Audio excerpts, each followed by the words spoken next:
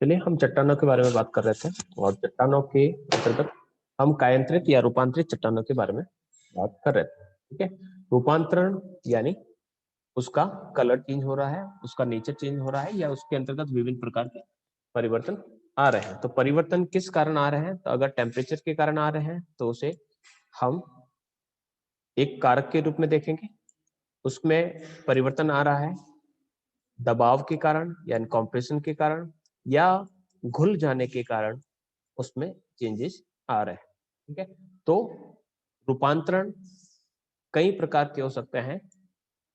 Thermal metamorphism, dynamic metamorphism, hydrothermal metamorphism और hydro metamorphism के नाम से इसे जान सकते हैं। देखिएगा, जब टेम्परेचर से चेंजेस आ रहा है तो उसे थर्मल कहेंगे। अगर उसमें एक स्थान से दूसरे स्थान पर मूवमेंट होने के कारण चेंज आ रहा है तो डायनेमिक। तापमान और जल दोनों मिलकर कर रहे हैं तो हाइड्रोथर्मल। और केवल जल से अगर चेंजेस आ रहा है, पानी से ही चेंज आ रहा है तो उसे हाइड्रो मेटामॉर्फिज्म के नाम से। ठीक है, अब चट्टान कैसे किस में चेंज हो जाती है? तो शेल नाम की जो चट्टान है वो किस में बन जाती है? स्लेट। ठीक है, जो पहले की जो अपनी स्लाइड और जो वीडियो चल रहे हैं उसमें विद कलर्स मैंने बता रखे हैं कि कौन सी किस में कन्वर्ट हो रही है। जो स्लेट है वो फाइलाइट के अंतर्गत कन्वर्ट होगी। फाइलाइट जो है वो सिस्ट के अंतर्गत कन्वर्ट हो रही है। जो चूना पत्थर है वह किस में चेंज हो रहा है? संगमरमर यानी मार्बल में चेंज हो रहा है। इसी प्रकार से जो बालू का पत्थर यानी जो सैंडस्टोन है वो क्वार्टजाइट के अंतर्गत चेंज हो रहा है। तो पिछले वाले वीडियोस के अंतर्गत विद डायग्राम आपको इस प्रकार का कन्वर्ट दिखाया गया है कि किस प्रकार से किस चट्टान का किस प्रकार से रूप बदल जाता है। जैसे कि अगर हम बात करें कि जैसे कि स्वर्ण के आभूषण है या चांदी के आभूषण घर में पड़े रह जाते हैं तो उस पर उसका कलर का थोड़ा सा ग्रीननेस वगैरह आ जाती है तो कलर थोड़ा सा चेंज होता है।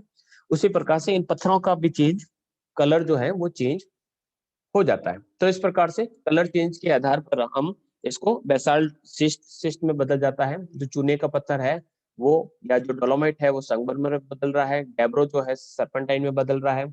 कांग्लोमरेट जिसे जिप्सम भी कहा जाता है, जिप्सम किसमें बन रहा है? क्वार्टजाइट के अंतर्गत बदल रहा है। तो इस प्रकार से जब कलर चेंज हो जाता है तो उसे हम मेटामॉर्फिक रॉक्स कहते हैं। ठीक है, नेक्स्ट हमने पढ़ा भूकंप। भूकंप क्या है? तो भूकंप के कारण बात करें तो भूकंप कब आएगा? जब ज्वालामुखी का विस्फोट होगा उस समय भूकंप आने की संभावना। भूकंप क्या है? तो पृथ्वी पर जब भी हमें कंपन महसूस होता है तो उसे हम भूकंप के नाम से जानते हैं।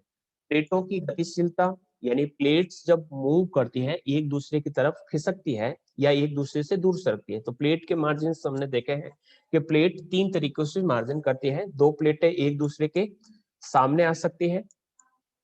ठीक है, दो प्लेट एक दूसरे से दूर जा सकती है और दो प्लेट एक दूसरे के अगल बगल से खिसक सकती है। ठीक है, जब दोनों टकराएगी तो उसे हम कहेंगे कि दो प्लेटें कन्वर्ज हो रही है, अभिसरित हो रही है। दो प्लेटें एक दूसरे से दूर जा रही है यानी डाइवर्ज हो रही है। और यहाँ पर दो प्लेटें एक दूसरे से पास में से सरक रही है तो इसको हम ट्रांसफॉर्म प्लेट मार्जिन के नाम से जानते हैं। ठीक है, ये भी एक कारण है। फिर है वलन और भ्रंश। वलन क्या होता है? जब किसी चट्टान को हम दो इस जैसे भूकंप लिखा हुआ वो चट्टान है उसको इधर से भी दबा रहे हैं और इधर से भी दबा रहे हैं, दोनों दिशाओं से इसको दबाएंगे तो ये जो भूकंप लिखा हुआ है वो कैसा हो जाएगा? ऐसा हो जाएगा। तो यहाँ पर मैं यहाँ पर लिख के बता देता हूँ कि ये हो जाएगा भूकंप। और ठीक है, तो ये मोड़ पड़ गए। तो मोड़ जब पड़ जाते हैं तो उसे हम फोल्ड कहते हैं, फोल्ड या वलन। ठीक है, अब भ्रंश क्या होगा? तो हमने इसको दबाया तब क्या हुआ? यहाँ पर मोड़ पड़े।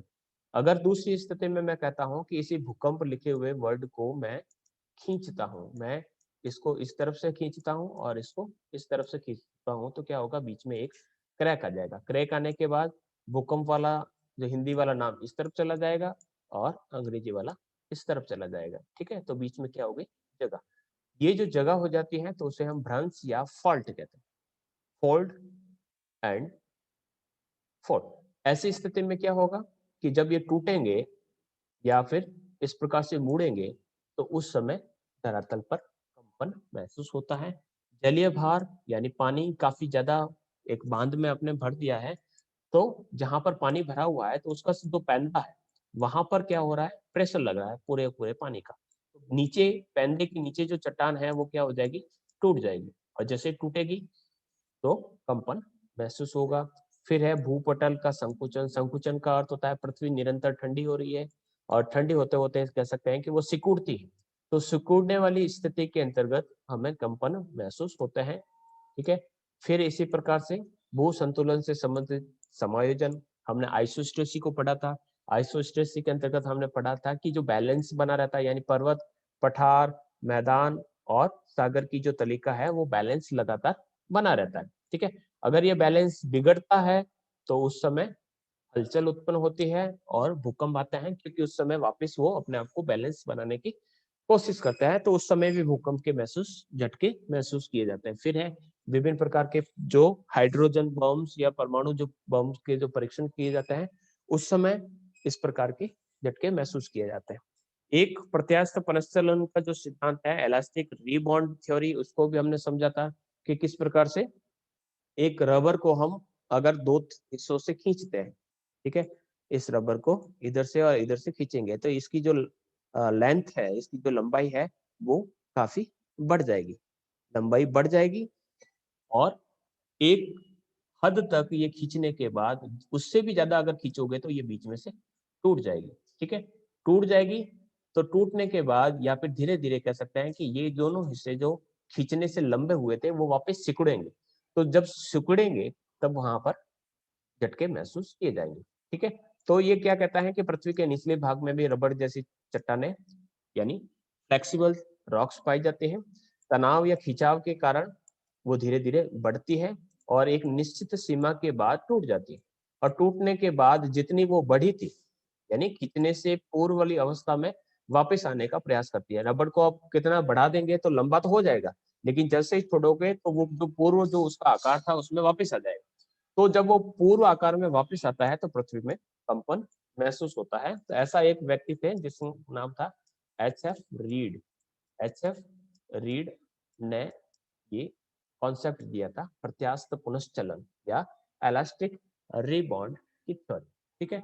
कुछ सिस्मिक वेव्स होती हैं। सिस्मिक वेव्स के आधार पर भी एक उपकरण है जिसे कहा जाता है सिस्मोग्राफ। उस सिस्मोग्राफ की सहायता से हम भूकंप का पता लगाते हैं कि भूकंप कितना तीव्र आया। तो इसके अंतर्गत तीन मेजरली वेव्स होती हैं, पी, एस और एल। एल जो सरफेस पर चलती है, ठीक है, पी और एस जो है ये दोनों धरातल के अंदर चलती है। तो भूगर्भीय तरंगों की बात करें जो भूमि के गर्भ में चलती है तो पी एस आएगी, और एल जो है वो धरातल के ऊपर चलती है। अब क्या विशेषता होती है, तो पी वेव जो होती है लॉन्गिट्यूडनल होती है। ठीक है, लॉन्गिट्यूडनल यानी अनुदैर्ध्य होती है। अनुदैर्ध्य किस प्रकार से चलती है कि वो इस प्रकार से लगातार सीधी चलती है। ये तीनों ही माध्यम से गुजर सकती है, यानी ठोस, द्रव और गैस तीनों से ही ये पास आउट हो जाती है। तो इससे पता क्या चलता है कि अगर कोई यहाँ पर भूकंप आया, ठीक है, ये उसका केंद्र है, ठीक है, या फोकस है भूकंप का मूल। अब यहाँ से ये तरंग यहाँ पर हमने एक उपकरण लगा रखा है और उसमें हम रीड कर रहे हैं यहाँ, ठीक है, ये तरंग यहाँ से निकलकर यहाँ पर पहुंच गई। ठीक है, और पता चला ये सबसे पहले आई, यानी ये पहले आई, यानी ये प्राइमरी। अब प्राइमरी वेव यहाँ से लगाकर यहाँ पर उपकरण जहां लगा हुआ है वहां पर सबसे पहले आई, और बिना किसी रुकावट के वो एकदम सीधी वहां पर अंकित हो रही है। इसका मतलब क्या हो गया कि वहां पर ठोस, द्रव और गैस तीनों प्रकार के वहां पर पदार्थ पाए जाते हैं। ठीक है, स्पीड तेज है, इसका मतलब वहां पर ठोस भाग है। अगर वो स्पीड थोड़ी सी स्लो हो जाती है, इसका मतलब बीच में पानी आ गया। तो पानी धरातल के अंदर क्या हो सकता है, तो वो क्रूड ऑयल हो सकता है या वाटर हो सकता है, तो इसके बारे में हमें पता चलेगा। फिर हम एस वेव्स की बात करते हैं तो ये अनुप्रस्थ होती है। अनुप्रस्थ का अर्थ होता है कि जो समकोण पर रहती है, इस तरफ या इस तरफ, या फिर हम इसको कहेंगे कि इस प्रकार से झटके लगाएगी, और ये जो झटके हैं ये इस प्रकार से, तो ऊपर नीचे समकोण पर जो झटके लगाती है तो उसे एस वेव या सेकेंडरी वेव कहते हैं। तो ये केवल ठोस में से ही गुजर सकती है, जो ठोस भाग होंगे उसमें से ही पास आउट होगी, दूसरे भागों में लुप्त, यानी जब भी लिक्विड आएगा तो लिक्विड वाले भागों में ये नहीं दिखाई देगी। प्रकाश तरंगों के समान होती है, यानी जो लाइट वेव्स जो चलती है उस हिसाब से ये चलती हैं। फिर बात करते हैं एल वेव्स के बारे में, तो ये ठोस और जल दोनों में से गुजर सकती है, ठीक है। ये आड़े तिरछे धक्के देती है, सबसे धीमे धीमे चलती है, धीमे धीमे चलती है। इस कारण सबसे ज्यादा जो विनाश होता है एल वेव्स के कारण होता है, ठीक है। फिर बात करते हैं कुछ महत्वपूर्ण शब्दावलियों के बारे में। जहां पर भूकंप उत्पन्न हुआ उसे हम फोकस कहते हैं, कि कहां पर क्रैक आया, तो ठीक है, इसको हम इस प्रकार से कह सकते हैं कि धरा हमारे शरीर के अंदर से हड्डी कहाँ पे टूटी, ठीक है। हड्डी जहां से टूटती है वो तो जो क्षेत्र होता है वो कहलाता है फैकस फोकस, ठीक है, या इसे भूकंप का मूल कहते हैं। अब ये यहाँ पर भूकंप आया, अब यहाँ से तरंगे निकलेगी और तरंगे निकलने के बाद कहाँ पर पहुंची, यहाँ पर पहुंची, यानी पृथ्वी के अंदर जब कुछ टूटा है। और ये भाग जहां पर सबसे पहले हमने महसूस किया कि भूकंप आया है वो क्या कहलाता है, एपिसेंटर या अधिकेंद्र, जहां पर भूकंप के सबसे पहले झटके महसूस किए जाते हैं, ठीक है। समान भूकंप वाले क्षेत्रों को मिलाने वाली रेखाएं को आइसोसिस्मल लाइंस कहते हैं, यानी भूकंप की तीव्रता को हम रिक्टर स्केल के अंतर्गत कैलकुलेट करते हैं। तो रिक्टर स्केल एक पैमाना होता है, उसके आधार पर हम उसको कैलकुलेट करते हैं कि जो भूकंप है वो कितना आया है, ठीक है। तो उस पर अगर मान लीजिए कि सब जगह, जैसे कि पाली के अंतर्गत आपका 4 मैग्नीट्यूड का भूकंप है, जालौर के अंतर्गत भी 4 है, और बाड़मेर के अंतर्गत भी 4 है, तो इन सभी को मिलाने वाली एक लाइन होगी, ठीक है। इस लाइन को कहा जाता है आइसोसिस्मल लाइन, ठीक है। भूकंप को मापने वाले यंत्र तो सिस्मोग्राफ, जिससे भूकंप का अध्ययन किया जाता है। इसमें बेसिकली क्या किया जाता है, तीनों जो वेव्स होती है पी, एस और एल, उसको रीड किया जाता है, जिसे सिस्मोग्राफ कहा जाता है। कुछ स्केल्स होते हैं जिसमें कि एक रिक्टर स्केल, रिक्टर स्केल में आपके 1 से 9 तक की संख्याएं होती है, ठीक है। 9 सबसे खतरनाक भूकंप है और 1 सबसे कमजोर भूकंप है। 1 से 2 पर पहुंच गया मतलब 10 गुना अधिक, जितना 1 पर भूकंप है उससे 10 गुना अधिक नुकसान वाला जो भूकंप रहेगा वो 2 पर आएगा। 2 से 3 यानी जितना 2 पर था उससे 10 गुना अधिक तीव्रता का भूकंप आया। इसी प्रकार से मर्कली स्केल के अंतर्गत 12 अंक होते हैं, ठीक है। इसमें परिणाम को नापा जाता है और इसमें गुणात्मक वर्णन किया जाता है। गुणात्मक का अर्थ ये होगा, परिमाण का अर्थ हो गया कि परिमाण को हम इस प्रकार से जिसे हम माप सकते हैं, जैसे कि अगर कहें कि आपकी हाइट कितनी है, ठीक है, आपका जो चेहरे की लंबाई कितनी है, पैर कितने लंबे हैं, हाथ कितने हैं, अंगुलियों की लंबाई कितनी है, तो हम इसको संख्या में कैलकुलेट कर सकते हैं। लेकिन अगर मैं कहूँ कि आप कितने ईमानदार है, कितने सुशील है, कितने भावुक है, ठीक है, ये जो अंकन है होता है ये गुणात्मक कहलाता है, यानी ये आपके गुण है, ठीक है। और मात्रा यानी संख्यात्मक होता है, और गुणात्मक होता है वो कह सकते हैं आपके भावात्मक रूप से व्यक्त किया जाता है। भूकंपों की बात करें तो भूकंपों की 3 पीढ़ियां प्रमुख रूप से पाई जाती हैं। एक तो प्रशांत महासागर के चारों तरफ पाई जाती है, जिसे हम रिंग ऑफ फायर कहते हैं। विश्व के जितने भी जो भूकंप होते हैं उसके 68% जो होते हैं वो यहीं पर पाए जाते हैं। इसके अंतर्गत आपका चिली, कैलिफोर्निया, अलास्का, चिली आपका आपका दक्षिणी अमेरिका में है। तो दक्षिणी अमेरिका से हम बढ़ेंगे आगे तो आप कैलिफोर्निया, अलास्का, या फिर कह सकते हैं कि अलग अलग आपके भागों में इसको देखने को मिलेगा, ठीक है। फिर इसके बाद जापान, फिलीपींस, न्यूजीलैंड, मध्य महासागरीय भागों के अंतर्गत आपकी दूसरी पेटी आएगी जो महाद्वीपीय पेटों के अंतर्गत आएगी, जिसके अंतर्गत आपका भारतीय प्लेट भी इसी के अंतर्गत शामिल होगा। एक मिड अटलांटिक पेटी है जो भी आपको देखने को मिलेगी। यहाँ पर आपको मैं ग्लोब के माध्यम से समझाता हूँ कि यहाँ पर किस प्रकार से देखिएगा, ये ग्लोब है। अब ग्लोब के अंतर्गत हमने पैसिफिक ओशन को लेना है। यहाँ पर ये मैंने ले लिया पैसिफिक ओशन। पैसिफिक ओशन के अंतर्गत छोटा है, देखिएगा ये है आपका दक्षिणी अमेरिका, ठीक है। तो ये पेटी कहाँ से स्टार्ट होती है, ठीक है। तो इसको मैं अगर स्टार्ट करूँ तो ये यहाँ से स्टार्ट होती है दक्षिणी अमेरिका में, यहाँ पर चिली, पेरू, इक्वेटर होते हुए यहाँ पर कैलिफोर्निया, और कैलिफोर्निया से पहुंच गई अलास्का, ठीक है। फिर यहाँ से स्टार्ट होने के बाद ये तो ये हो गया भाग, इसको साफ करना पड़ेगा मुझे, नहीं तो आगे वाला भाग नहीं आ पाएगा। फिर यहाँ से मैंने यहाँ पर पहुंच गया, यहाँ पर अलास्का तक पहुंच गया था। अलास्का के बाद अलास्का पहुंच गए, अलास्का के बाद में यहाँ पर क्यूराइल होते हुए जापान पहुंच गया, जापान के सारे यहाँ पर फिलीपींस और जो गुयाना है, ठीक है, वहां से होते हुए मैं यहाँ पर न्यूजीलैंड होते हुए वापस पहुंच गए। तो प्रशांत महासागर की चारों तरफ यहाँ पर भूकंपों की बहुत सारी पेटी या ज्वालामुखी की पेटी पाई जाती है, जिसे रिंग ऑफ फायर भी कहते हैं। तो ज्वालामुखी के संदर्भ में हमने इसको रिंग ऑफ फायर कहते हैं कि ये प्रशांत महासागर के चारों तरफ ये एक अग्नि ज्वाला है। तो यहाँ पर आपको देखने को मिलता है सबसे ज्यादा भूकंप, ठीक है। फिर है आपका मध्य अटलांटिक, तो दूसरा जो मुख्य जो क्षेत्र है, और एक तीसरा है मध्य महाद्वीपीय पेटी, उसको भी थोड़ा सा हम यहाँ पर समझते हैं। देखिए, मिड अटलांटिक का अर्थ होता है अटलांटिक महासागर के, ठीक है। तो यहाँ पर आपका अटलांटिक महासागर है, उत्तरी अमेरिका और दक्षिणी अमेरिका के बीच का ये जो क्षेत्र है, यहाँ पर आपका अटलांटिक रीजन है, जो यहाँ से स्टार्ट होता है और यहाँ पर अटलांटिक कटक है। तो इसके सारे सारे जितने भी जो भूकंप आते हैं, यहाँ पर ये प्लेट जो है इस तरफ मूव कर रही है, ये प्लेट इस तरफ मूव कर रही है। तो प्लेटों के डाइवर्जेंट किनारे पर यहाँ पर आपको भूकंप और ज्वालामुखी दोनों देखने को मिलेंगे। बेसिकली जितने भी भूकंप और ज्वालामुखी के जो क्षेत्र है वो साथ साथ ही देखने को मिलते हैं।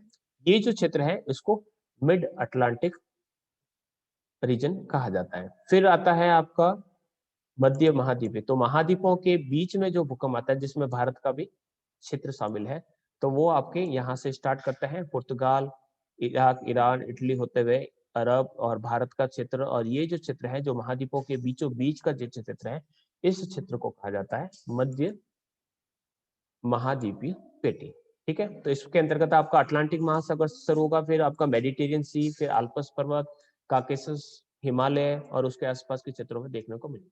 मिड अटलांटिक पेटी जो भूमध्य रेखा के दोनों तरफ आपको देखने को मिलेगी, ठीक है। तो ये था आपका भूकंप, ठीक है। समान भूकंप की तीव्रता के स्थानों को मिलाने वाली लाइन को क्या कहता है? होमोसिस्मल लाइन कहा जाता है, ठीक है। जब भी भूकंप आता है उससे पहले एक गैस निकलती है जिसे रेडॉन गैस कहा जाता है, ठीक है।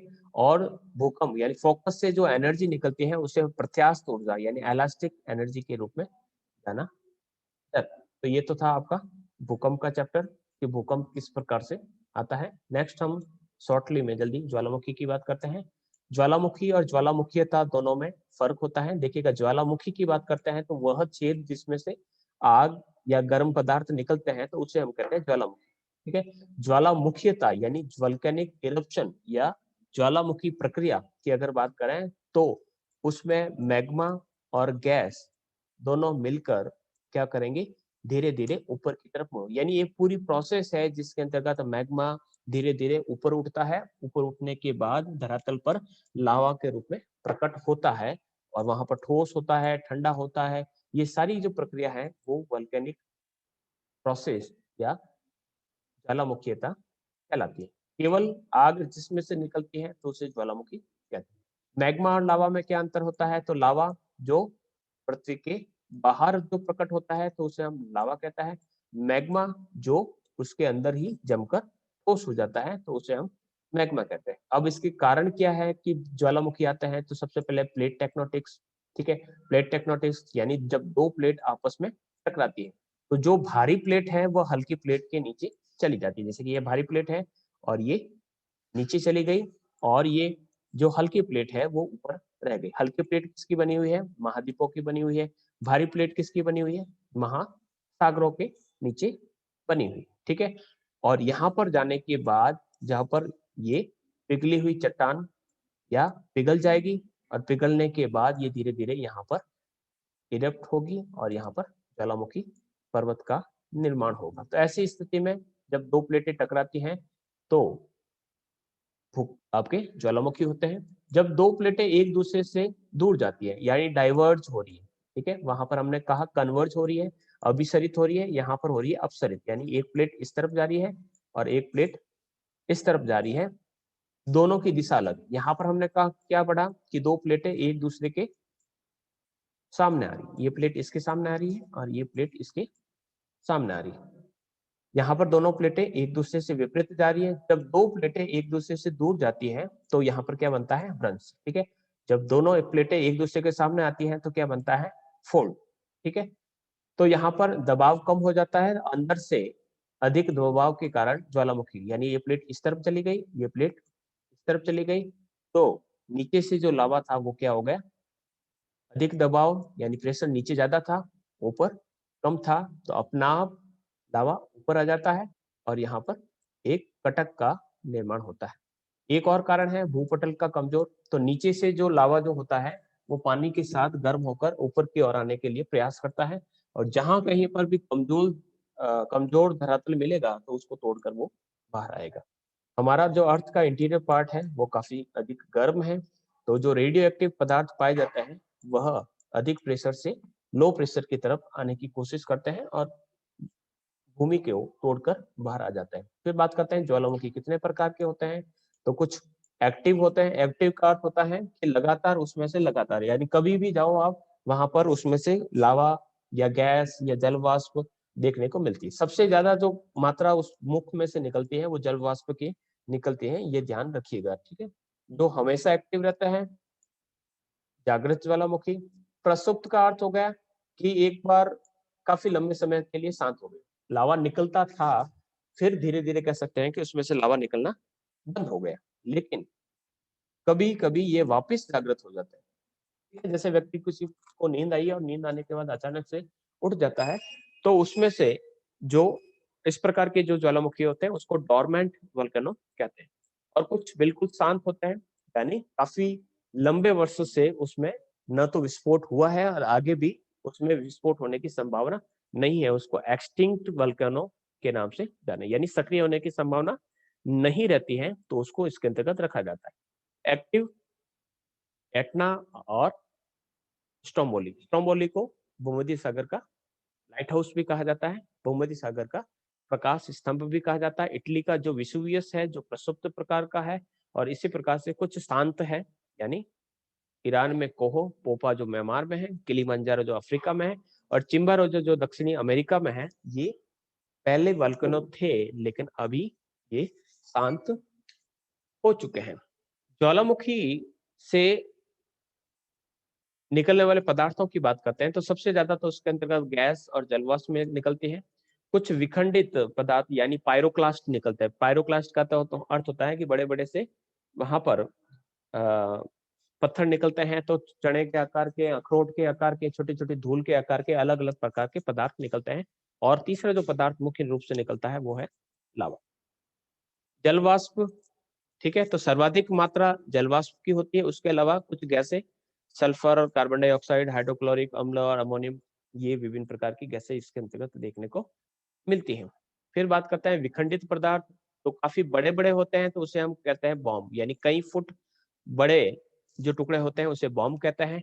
जो अखरोट या मटर के दाने के आकार के होते हैं, ठीक है, उन्हें कहते हैं हम लेपिली। स्कोरिया यानी चने के आकार के, यानी इस प्रकार के जो होते हैं उनको हम कह सकते हैं स्कोरिया कहते हैं। जो धूल के रूप में छोटे छोटे सी कैसे डस्ट के रूप में होते हैं तो उसे हम टफ के नाम से जानते हैं। लावा, तो लावा दो प्रकार का होता है, ये हम पहले से पढ़ चुके हैं इग्निस रॉक के अंतर्गत। एक होता है क्षारीय, क्षारीय के अंतर्गत सिलिका की मात्रा कम होती है, और जो अम्लीय होता है उसके अंतर्गत सिलिका की मात्रा अधिक होता है। जो अम्लीय होता है उसका रंग पीले रंग का होता है, और जो क्षारीय होता है उसका रंग जो होता है वो थोड़ा सा गहरा रंग का होता है, यानी लाल और काले के जैसा रंग का देखने को मिलता है।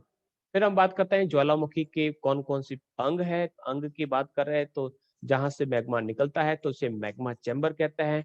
जिस रास्ते से, जिस पाइप से निकलता है तो उसको हम वॉल्केनिक पाइप कहते हैं या नली कहते हैं। जहां से ये कॉन बनता है, दोनों तरफ इस प्रकार का जो शंकु बनता है उसको वॉल्केनिक कॉन कहते हैं। जहां से बाहर निकलता है तो उसे ज्वालामुखी छिद्र या इसे क्रेटर के नाम से जाना जाता है। कुछ लैंडस्केप्स बनते हैं, तो कुछ धरातल के बाहर बनते हैं और कुछ धरातल के अंदर बनते हैं, यानी कुछ एक्सक्लूसिव होते हैं और कुछ इंट्रूसिव होते हैं। जो बाहर बनते हैं उसके अंतर्गत आपका शंकु, ठीक है, शंकु बनता है। काल्डेरा क्या होता है, तो ज्वालामुखी का जो मुख होता है जहां से लावा बाहर निकलता है उसे तो हम क्रेटर कहते हैं। लेकिन अगर क्रेटर जो है उसका मुख इस प्रकार से थोड़ा सा चौड़ा हो गया, ठीक है, पहले इतना छोटा सा था, ये काफी बड़ा हो गया तो उसे हम कहते हैं काल्डेरा। ठीक है, ज्वालामुखी डार्ट या प्लग, यानी इसके अंदर अगर किसी प्रकार की रुकावट आ जाती है तो उसके डार्ट या प्लग कहते हैं। पठार भी बनता है। पठार किस प्रकार से, लावा पतला है तो इस प्रकार से फैलता जाएगा, और परतदार इस प्रकार से फैलने के कारण वहां पर क्या बनेगा, पठार बनेगा। कहीं कहीं पर पर्वत बनता है, ठीक है, तो उसे वॉल्केनिक पर्वत कहेंगे। शंकु कई प्रकार के होते हैं। राख के शंकु जिसे सिंडर शंकु कहते हैं, जो राख निकलती है उससे जो शंकु बनता है तो उसे सिंडर शंकु कहता है।